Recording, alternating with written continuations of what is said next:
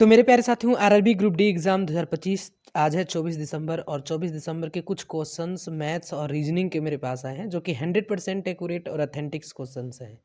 तो चलिए देखिए आज क्या क्वेश्चन आया था। एक क्वेश्चन रीजनिंग का मेरे पास आया है। एक क्या क्वेश्चन है, यदि WATCH वाच को 5B2D8 लिखा लिखा जाता है तो उसी भाषा में हेयर को क्या लिखा जाएगा। तो मेरे प्यारे साथियों देखिए, अगर इसको ऐसे लिखिएगा WATCH, इसको क्या लिख दिया दिया है 5B2D8 लिख दिया है। ठीक है, अब देखिए ये होता है 23 नंबर पे, जो W है 23 नंबर पे होता है, A 1 नंबर पे होता है, ठीक है, T जो है 20 नंबर पे होता है, C 3 नंबर पे होता है और H 8 नंबर पे होता है। तो देखिए क्या क्या है, 23 को ना ये दोनों डिजिट को जोड़ दिया है, 3 अदू 5 और वही जोड़ करके यहाँ 5 लिख दिया है। उसके बाद ए एक है तो इसमें एक जोड़ के आगे बढ़ा दिया है, बी कर दिया है। ठीक है, अब देखिए यहाँ 20 है तो 20 मैंने दोनों डिजिट को जोड़ा है, तो 20 है तो 2 और 0 को जोड़ा है तो यहाँ 2 बना दिया है। ठीक है, उसके बाद एक बढ़ा दिया है, 3 से 4 यानी डी कर दिया है। उसके बाद यहाँ सिंगल डिजिट 8 था तो 8 ही छोड़ दिया है। इसका मतलब समझ गए होंगे आप कि एच को क्या लिखना चाह रहा है, HEAR। देखिए एच को 8 का 8 ही लिख देगा, तो क्योंकि सिंगल डिजिट है तो 8 ही लिख देगा। यहाँ 5 है तो एक बढ़ा देगा यानी एफ लिख देगा। यहाँ ए है तो एक को एक ही लिख देगा। ठीक है, एक को क्या लिख देगा, एक ही लिख देगा।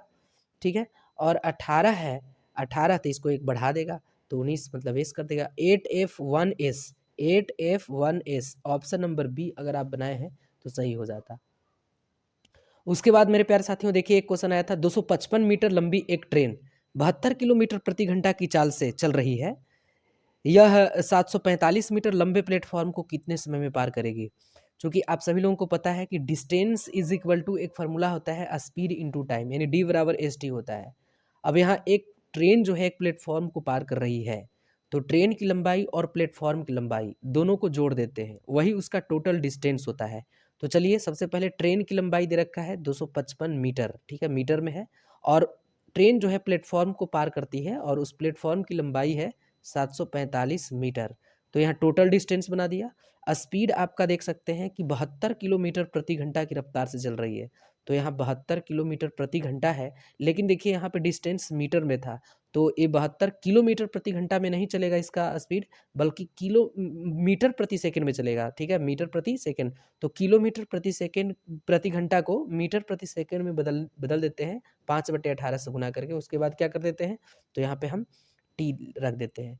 देखिए यहाँ 18 चौक 72 हो गया और 745 और 255 दोनों को जोड़िएगा तो 1000 आ जाएगा। कितना आ जाएगा, 1000, और 1000 इज इक्वल टू पंचौका 20, पंचौका 20 और टी। अब यहाँ 1 0 से 1 0 और 50 दूनी 100, यानी टाइम जो निकल के आया है वो 50 सेकेंड आया है। ऑप्शन नंबर देख सकते हैं, ऑप्शन नंबर ए अगर आप लगाए होंगे तो सही हो जाएगा। उसके बाद मेरे प्यारे साथियों एक क्वेश्चन देखिए क्या है, पी और क्यू एक काम को क्रमशः 12 दिन और 9 दिनों में कर सकते हैं। वे दोनों मिलकर काम करते हैं और 6300 रुपया कमाते हैं, तो उसमें से पी का हिस्सा क्या होगा। देखिए ये वास्तव में वर्क एंड वेजेस का एक क्वेश्चन है, तो इसको कैसे हल करना है देख लीजिए। देखिए पी है और पी किसी काम को 12 दिनों में समाप्त करता है, और एक आदमी क्यू है, तो क्यू उसी काम को कितने दिनों में, 9 दिनों में समाप्त करता है। सबसे पहले पी और क्यू के पास टोटल कितना वर्क है उसको निकाल लेते हैं। तो पी और क्यू का टोटल वर्क हो जाएगा 12 और 9 का एलसीएम 36। ठीक है, अब उसके बाद देखिए पैसा बंटता है तो इसके क्षमता के हिसाब से बटेगा, यानी इफिशियंसी जितना जिसका होगा उसी के हिसाब से बटेगा। ठीक है, तब पी को एक दिन में कितना मिलेगा, मतलब एक दिन काम करने जाएगा तो कितना काम करेगा, इसको निकाल लेते हैं। तो पी का एफिशिएंसी निकल जाएगा, तो टोटल वर्क में पी कितना दिन काम करता है उससे भाग दे दीजिए, यानी 36 में 12 से भाग दीजिए तो 12 तिया 36, यानी पी अकेला काम करने जाता है तो एक दिन में 3 काम करता है। ठीक है, इसका एफिशिएंसी हो गया, क्षमता हो गया। उसी तरह से क्यू का एफिशिएंसी कितना हो जाएगा, तो 9 चौका 36 यानी 4 हो जाएगा। ठीक है, यानी क्यू अकेला काम करने जाता है तो एक काम को मतलब 4 दिनों में मतलब उसी काम को एक दिन में 4 काम कर देता है। ठीक है, क्यू अकेला काम करने जाता है तो एक दिन में 4 काम कर देता है। अब आप ही बताइए, जब दोनों साथ में मिल जाएगा तो एक दिन में कितने काम करेगा। तो 4 और 3 7 काम करेगा, 7 काम करेगा। अब जो इनके टोटल इफ़िशिएंसी है, दोनों के टोटल इफ़िशिएंसी, इसी के हिसाब से मेरे प्यारे साथियों इनको पैसा मिलेगा। दोनों मिलकर 63,000 कमाते हैं, यानी 7 का मान दे रखा है 63,000 दोनों मिलकर, दोनों का इफ़िशिएंसी चूँकि 7 है। अब इसमें से किसका पूछा है उसका निकाल देंगे, तो उसमें से P का हिस्सा, तो P एक दिन में कितना काम करता है, 3 काम करता है, ठीक है? तो यहाँ से इसका निकाल देंगे, 9 सत्ते 63 यानी 9,000 हो जाएगा और 9 तिया 27, तो ऑप्शन नंबर 27,000 देख लीजिए, ऑप्शन नंबर डी में है। ऑप्शन नंबर डी आपका सही हो जाता। उसके बाद मेरे प्यारे साथियों एक क्वेश्चन आया था, एक व्यक्ति ने 6 केले 12 रुपये में खरीदे और 8 केले 10 रुपये में बेच दिया, उसका लाभ या हानि प्रतिशत ज्ञात कीजिए। तो इस तरह के क्वेश्चन को बनाने के लिए सबसे पहले देखिए यहाँ रुपया है और यहाँ एक वस्तु लिख दीजिए, ठीक है? तो देखिए यहाँ पे 12 रुपया में कितना केला खरीद रहा है, 6 केला, यानी खरीद रहा है, खरीदने की बात आ रही है तो कॉस्ट प्राइस हो जाएगा, यहाँ लिख दिए। उसके बाद क्या बोला है, उसके बाद बोला है 10 रुपया में जो है 8 केला बेच रहा है, तो यहाँ बेचने की बात है तो सेलिंग प्राइस हो जाएगा। अब देखिए हमको वस्तु को बराबर करना होता है, तो 6 वस्तु है, यहाँ 8 वस्तु है, तो सिंपली इस वाले 8 को इस वाले 6 से गुना कर दीजिए। जब यहाँ गुना किए हैं 8 से तो इसको भी 8 से ही गुना करना पड़ेगा, यानी 12 8 96, यहाँ कॉस्ट प्राइस मेरा निकल के आ गया 96 रुपया, ठीक है? उसके बाद देखिए इसमें अब 6 से इस वाले 6 से गुना कर दीजिए, तो यहाँ भी 6 से गुना करना पड़ेगा इक्वल करने के लिए, तो 10 छक 60 हो गया, यानी सेलिंग प्राइस कितना हो गया, 60 रुपया। आप ही सोचिए किसी वस्तु को 96 में खरीदा है और 60 में बेच रहा है, इसका मतलब प्रॉफिट होगा कि लॉस होगा, तो लॉस होगा। तो भैया 96 में से आप 60 घटा लीजिए तो 36 रुपया का क्या हो जाएगा, लॉस हो जाएगा। तो यहाँ पे लॉस परसेंटेज पूछा है, तो लॉस बटे सीपी, लॉस कितने का, 36 का, और सीपी मतलब कॉस्ट प्राइस उसका कितना है, 96 है, और इसको परसेंटेज में बदलने के लिए 100 से मल्टीप्लाई कीजिए। तो देखिए यहाँ पे अगर काट दीजिएगा तो 12 तिया 36 और 12 8 96, 25 चौका 100 और 4 दूनी 8, 25 तिया 75/2, तो 75/2 को 37.5 बोलते हैं, तो 37.5% का प्रॉफिट या लॉस हुआ है, तो लॉस हुआ है। तो देखिए 37.5% का लॉस, यानी नीचे नीचे की ओर साइन है तो यहाँ लॉस को दर्शा रहा है, इसीलिए 37.5, यानी ऑप्शन नंबर 20 का सही जवाब हो जाता।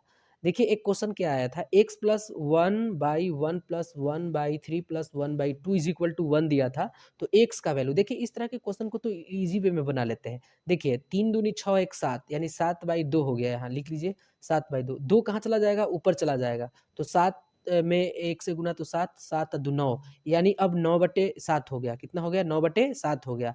तो देखिए यहाँ 7 ऊपर चल जाएगा और 9 नीचे रहेगा, यानी x प्लस 7/9 इस तरह से लिखाएगा और इज इक्वल टू 1, उधर कर दीजिए 7/9 को, तो x बराबर क्या बचेगा, 1 माइनस 7/9, तो यहाँ मेरे प्यारे साथियों 9 माइनस 7/9, ठीक है, तो 2/9, 2/9, ऑप्शन नंबर देख लीजिए 2/9 कहाँ है, तो ऑप्शन नंबर ए में है 2/9। तो इस तरह से इसको मन में ही हल किया जाता है। देखिए एक क्वेश्चन क्या आया था, यहाँ पे एक क्वेश्चन आया था, यदि a का 40% इज इक्वल टू बी का 60% इज इक्वल टू सी का 1/6 है, तो a b और c के बीच रेशियो ज्ञात कीजिए।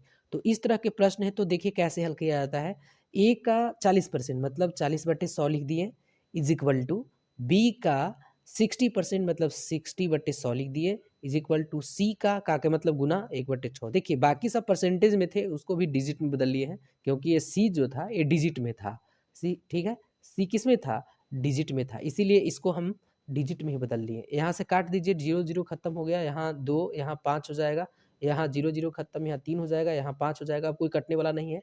तो देखिए ए बी और सी, इस तरह से हम रेशियो निकालेंगे। अब करते क्या है, इसका उल्टा कर देते हैं, यानी 2/5 है ना, तो 5/2 कर देंगे यहाँ, ठीक है। बी के लिए यहाँ 3/5 है तो 5/3 कर देंगे, और यहाँ देखिए यहाँ भी हम उल्टा ही करेंगे, 6/1 कर देंगे। अब करेंगे क्या, इनके बीच का हम मेरे प्यारे साथियों क्या करेंगे, इसके बीच का हम एलसीएम निकालेंगे।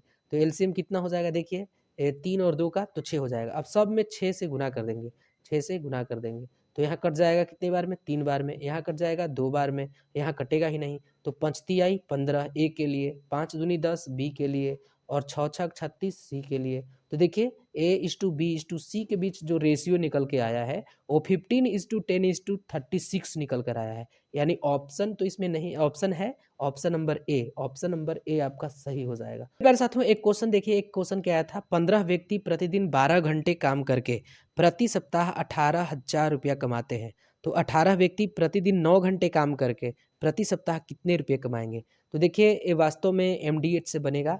तो 15 व्यक्ति 12 घंटे प्रतिदिन काम करते हैं और 18,000 रुपये कमाते हैं, इज इक्वल टू, उसके बाद क्या था मेरे प्यारे साथियों, 18 व्यक्ति, ठीक है, 9 घंटे प्रतिदिन काम करके कितने रुपये कमाएंगे।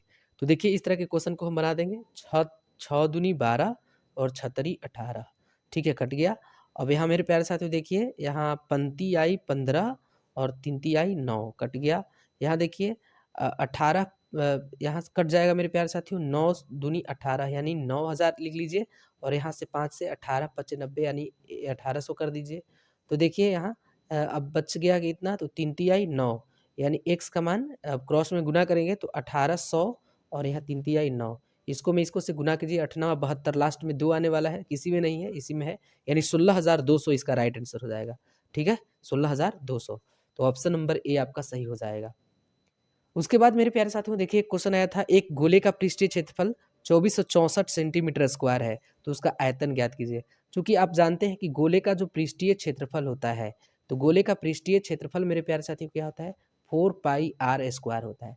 तो हमको आयतन निकालने के लिए, चूंकि गोले का आयतन होता है 4/3πr³, तो हमको रेडियस चाहिए, तो रेडियस तो कहीं दिया नहीं है, तो यहीं इसका पृष्ठीय क्षेत्रफल से हम लोग जो रेडियस है उसको निकालने वाले हैं। देखिए 4πr² का वैल्यू दिया है 2464, ठीक है।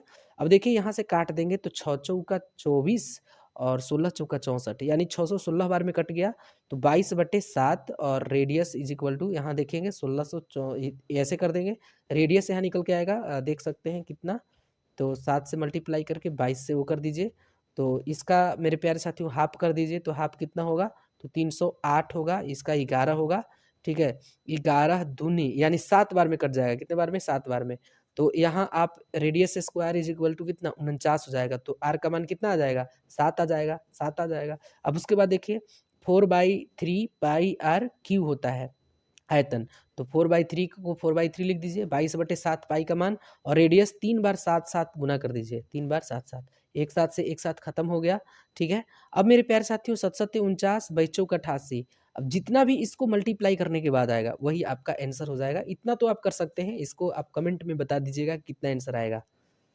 उसके बाद देखिए एक क्वेश्चन आया था, एक चुनाव में एक उम्मीदवार को डाले गए कुल मतों का 41% मत प्राप्त हुआ और वह 97,632 मतों से चुनाव हार गया, तो जीतने वाले उम्मीदवार को कितना मत मिले। मेरे प्यारे साथियों 2 उम्मीदवार हैं, एक का मान लीजिए कि ए है और एक बी है, ठीक है। तो एक उम्मीदवार को 41% मिलते हैं, लेकिन वो हार जाता है चुनाव। अब मेरे प्यारे साथियों जब 100%, देखिए कोई भी चीज़ अपने आप में कितना परसेंट होता है, तो 100% होता है।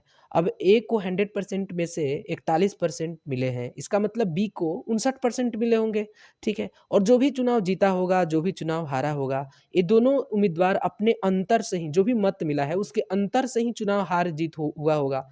तो देखिए 59 और 41 के बीच का अंतर कितना है, तो मेरे प्यारे साथियों अंतर आप देखिएगा तो 18 का मिल जाएगा, कितने का, 18 का अंतर मिल जाएगा। अब यही अंतर का मान 97,632 दिया है, यानी 18 का मान 97,632 दिया है। तो क्या पूछा क्या है, जीतने वाला उम्मीदवार, मतलब 59 का मान पूछा है। अब देखिए इसको काटिएगा तो 18 25 90, यूनिटरी मेथड है, वास्तव में कौन से मेथड से हम हल कर रहे हैं, यूनिटरी मेथड से हल कर रहे हैं, ठीक है। 18 25 90 यानी 7 बच गया, तो 7 बच गया, 18 चौक 72 यानी 6 बच गया, ठीक है। कितना 18, तो इसको आप काट लीजिएगा, ठीक है। और इसको काटने के बाद जो आएगा देखिए ना, 18 25 90 यानी 90, तो 7 बच गया, 18 चौक 72 यानी 4 बच गया, 18 दूनी 36 यानी 36, तो यहाँ 7 बच गया, ठीक है। तो जो भी आएगा इसको हल कर लीजिएगा आप और हमें कमेंट्स में बताइएगा, और गुना करने के बाद आपको 32,016 आता है, इस देख लीजिएगा, ठीक है। अगर आपको ऐसे मल्टीप्लाई करने में दिक्कत हो रही है तो इसको ऐसे भी कर सकते हैं, 18 का मान दे दिया है 97,632, तो 59 का मान क्या होगा, तो मेरे प्यारे साथियों 97,632 और बटा में 18 और गुना में 59, ठीक है। इतना करके आप हल कीजिएगा, ये आपका राइट आंसर हो जाएगा। मेरे प्यारे साथियों एक क्वेश्चन देखिए आया था, एक पिता की आयु और उसके पुत्र की आयु का अनुपात 7:4 है, उनकी आयु को दर्शाने वाली संख्याओं का गुणनफल 1372 है, तो 8 वर्ष बाद उनकी आयु का अनुपात क्या होगा। तो यहाँ पे आप समझ रहे हैं कि एक पिता है, ठीक है, एक पिता है और एक क्या है, पुत्र है। तो मेरे प्यारे साथियों इनके बीच का जो उम्रों का जो रेशियो दिया है 7:4 दिया है। आप जानते हैं कि रेशियो जो होता है वो सिंगल कभी नहीं आता है, अपने साथ कुछ ना कुछ वेरिएबल्स लेकर आते हैं, एक्स वाई जेड कुछ भी लेकर आए लेकिन अपने साथ वेरिएबल्स लेकर आते हैं। वास्तविकता यही है, ठीक है। अगर इन दोनों के बीच का गुणनफल 1372 दिया है, इसका साथियों देखिए यहाँ पे जो इसको लिखेंगे तो दोनों का गुणनफल यहाँ पे दिया था, तो दोनों का गुणनफल मतलब वेरिएबल्स लेकर साथ में आएंगे तो 7x गुने 4x यहाँ लिखना पड़ेगा और इसका गुणनफल दिया था 1372। जी हाँ 1372। इसको काट सकते हैं, कैसे काटेंगे तो चरती आई 12, एक बच गया, चरचों का 16, एक बच गया तो चरती आई 12, खत्म हो गया। अब इसको देखिए, इसको कैसे काटेंगे तो यहाँ पे ऐसे भी कर सकते हैं ना, एक्स स्क्वायर बराबर 343/7 भी तो कर सकते हैं। तो 7×28, 7×28 6 और 9 यानी 49 बचेगा, यानी x square is equal to 49। तो एक्स का मान कितना होगा 7 होगा, कितना होगा 7 होगा। अब मेरे प्यारे साथियों 7 जब होगा, अब इसको देखिए ना 7 होगा तो 7:2 कितना है 7:4 है, 7:4 है। तो इसमें भी आप ना 7 से गुना कर दो, इसमें भी 7 से गुना कर दो, तो ये कितना हो जाएगा, पिता पिता हो जाएगा 28 और 7 से 49 और ये हो जाएगा 28, पुत्र हो जाएगा 28। अब 8 वर्ष बाद है, दोनों का 8 जोड़ दो, दोनों का 8 जोड़ दीजिएगा तो ये आपका कितना हो जाएंगे 58 हो जाएंगे, और 57 हो जाएगा, 57 और ये हो जाएगा 36। ठीक है, 12 तिया 36, 19 तिया 57, यानी 19:12 इसका राइट आंसर हो जाएगा, 19:12 इसका राइट आंसर हो जाएगा। उसके बाद मेरे प्यारे साथियों एक क्वेश्चन है, देखिए वोट एंड स्ट्रीम का क्वेश्चन आया था। एक नौका जो है, नौका धारा के अनुकूल 60 किलोमीटर की दूरी जो है 4 घंटों में तय करती है। यदि स्थिर जल में नौका की चाल 13 किलोमीटर प्रति घंटा हो तो धारा के प्रतिकूल चाल जो है 30 किलोमीटर की यात्रा करने में कितना समय लगे। तो सबसे पहले आपको पता होना चाहिए कि वोट एंड स्ट्रीम में 3 चीज़ों का ध्यान, 4 चीज़ों का देना होता है। एक तो मेरे प्यारे साथियों धारा के अनुकूल नाव का चाल होता है, और एक शांत जल में नाव का चाल होता है, और एक धारा के प्रतिकूल और एक धारा का चाल होता है। इन 4 चीज़ों पर वोट एंड स्ट्रीम बनता है। तो यहाँ क्या दे रखा था, धारा के अनुकूल जो है नाव 4 घंटों में, धारा के अनुकूल इधर वाले में बढ़ेंगे, धारा के प्रतिकूल इधर वाले में बाएं साइड में, और शांत जल में बीच वाले में, धारा का चाल यहाँ। तो देखिए ना 4 घंटा में 60 किलोमीटर की डिस्टेंस को कवर करता है। तो मेरे प्यारे साथियों 1 घंटा में 15 किलोमीटर जाता होगा। जब 4 घंटा में 60 किलोमीटर जाता है तो 1 घंटा में 15 किलोमीटर जाता होगा। इसका मतलब अगर कोई व्यक्ति 1 घंटा में 15 किलोमीटर डिस्टेंस को कवर कर रहा है, इसका मतलब उसका स्पीड 15 किलोमीटर प्रति घंटा है। तो यहाँ नौका जो है धारा के अनुकूल 15 किलोमीटर प्रति घंटा की चाल से चल रही है। उसके बाद मेरे प्यारे साथियों देखिए शांत जल में नाव का, स्थिर जल बोलिए या शांत जल बोलिए दोनों बराबर है। तो शांत जल या स्थिर जल में जो नाव का चाल दिया है वो 13 किलोमीटर प्रति घंटा दिया है। अब मेरे प्यारे साथियों प्रतिकूल निकालना है, मतलब यहाँ आना है। तो आप सोचिए धारा के अनुकूल और शांत जल में नाव के चाल के बीच का जो डिफरेंस होगा वही आपका धारा का चाल कहलाएगा। यानी 15 में से 13 घटेगा तो 2 किलोमीटर प्रति घंटा ये आपका धारा का चाल होगा। तो यहाँ भी 2 किलोमीटर प्रति घंटा धारा का चाल हो गया। देखिए धारा के विपरीत जा रहे हैं यानी प्रतिकूल जा रहे हैं तो धारा का, नाव का जो स्पीड होगा वो घट जाएगा, यानी 13 से 2 किलोमीटर और घटा दीजिए तो 11 किलोमीटर प्रति घंटा हो जाएगा। ठीक है, उसके बाद देखिए आपको टाइम निकालना है। तो टी बराबर क्या होता है, डी/एस होता है। डिस्टेंस आपको 30 किलोमीटर दिया है और टाइम अभी आपका स्पीड निकाले 11। तो देखिए यहाँ इसको देखिए ना कैसे, तो इसको ना आप वो कर दीजिए, 11 11 है, हाँ 11 ही है। यात्रा कर कितने समय में तय करेगा, तो यहाँ से आप बना सकते हैं। ठीक है, यहाँ से आप क्या कर सकते हैं, बना सकते हैं।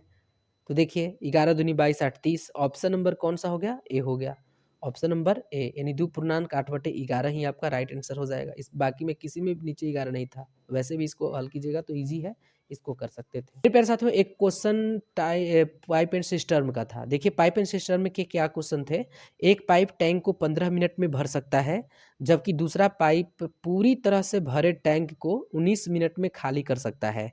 यदि दोनों पाइपों को खाली टैंक पर एक साथ खोल दिया जाए तो टैंक का 1/3 भाग कितने समय में भर पाएगा, यानी टाइम निकालना है। तो देखिए एक पाइप का नाम रख दीजिए ए है और ये भरने वाला है इसलिए प्लस लिख देते हैं, और ए 15 मिनट में पाइप को क्या करता है भैया, टंकी को भरता है। ठीक है, और दूसरा पाइप बी है और ये टंकी को खाली करने वाला है 19 मिनट में। कितने मिनट में? 19 मिनट में। जब दोनों को साथ में खोल दिया जाता है, सबसे पहले तो टंकी का जो क्षमता है, यानी कितना कैपेसिटी है उस टंकी का, उसको निकाल लेते हैं, कितना लीटर का है। तो देखिए सबसे पहले तो एक-एक मिनट में चालू करेंगे तो यहाँ उल्टा हो जाता है, समय का काम उल्टा हो जाता है, तो यहाँ उल्टा हो जाएगा। तो यहाँ देखिए टोटल जो निकल जाएगा वो आपको दिखा देते हैं। तो 19 में 15, 19 पचे 95, यानी 5 और 28, 285 लीटर का। मेरे प्यारे साथियों 285 लीटर का वो पूरा टंकी है, ठीक है। अब बताइए ए जो है भरने वाला है 19 मिनट, मतलब प्रति मिनट 19 लीटर पानी भरता है, और बी जो है प्रति मिनट मतलब 1 मिनट में 15 लीटर पानी को बाहर कर देता है। फिर भी अगर मेरे प्यारे साथियों भरेगा तो 4 लीटर भरेगा दोनों मिल करके। तो यहाँ कुछ नहीं करना है, यहाँ पे देखिए 285 का 1/3 बोला था, 1/3 जो भी टंकी का क्षमता है उसका 1/3, तो इसकी एफिशिएंसी से भी भाग देते हैं ना। तो देखिए 37 या 21, 37 या 21, 9 या 27, 9 या 27 और 5 आई 15, ठीक है। और यहाँ पे 93 बटे कितना आ जाएगा? 93 बटे 4 आ जाएगा। तो यहाँ 23 चौका 92, 1 93, यानी 23.1/4 इसका right answer option number B आपका सही हो जाता।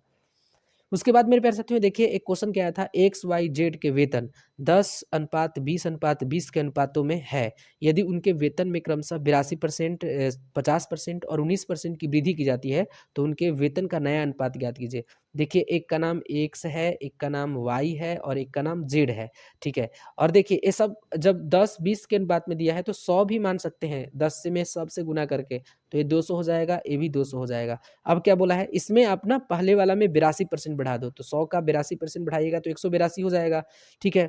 बी जो है 200, 200 जो है 200 मेरे प्यारे साथियों 200 का 50% बढ़ाओ, तो 200 का 50% बढ़ाइएगा तो 300 हो जाएगा, तो ये होगा 300, ठीक है। अब फिर 200 जेड है 200 और उसका 19% बढ़ाओ, तो मतलब मेरे प्यारे साथियों 19% बढ़ाइएगा, तो 19% बढ़ाइएगा तो 238 हो जाएगा। अब इसको काटिए, हाफ हाफ करके काटिए, तो 119 बार में कट जाएगा, ये आपका 150 बार में कट जाएगा और ये आपका 91 बार में कट जाएगा। यानी जो नया अनुपात हुआ परसेंटेज बढ़ाने के बाद, वो ए एक्स वाई जेड का 91 इज टू 150 इज टू 119 आएगा। आप देख सकते हैं इसका आंसर यही था। उसके बाद मेरे प्यारे साथियों आज का जो लास्ट क्वेश्चन देख सकते हैं, जब किसी संख्या को 8 की वृद्धि की जाती है तो वह संख्या स्वयं की 120% बढ़ जाता है। तो देखिए मान लीजिए कि वह संख्या क्या है, x है। अब इसमें 8 का वृद्धि कीजिए, मतलब 8 जोड़ दीजिए, तब स्वयं का जो x माने थे ना उसका 120% की वृद्धि, मतलब 120/100 हो जाएगा। 1 0 से 1 0 और 6 दूनी 12, 5 दूनी 10, क्रॉस मल्टीप्लाई कर दीजिए तो 5x + 40 हो जाएगा इज इक्वल टू 6x हो जाएगा। अब मेरे प्यारे साथियों 6x है, इधर 5x है, तो डायरेक्ट x का मान क्या बच जाएगा? 40 बच जाएगा। ऑप्शन नंबर सी आपका सही हो जाता। तो मेरे प्यारे साथी जितने भी क्वेश्चन मेरे सामने आज आए हैं, मतलब मेरे पास जितने भी क्वेश्चन आए थे 100% एक्यूरेट और ऑथेंटिक क्वेश्चन आए थे जिसका हम लोग डिस्कशन किए।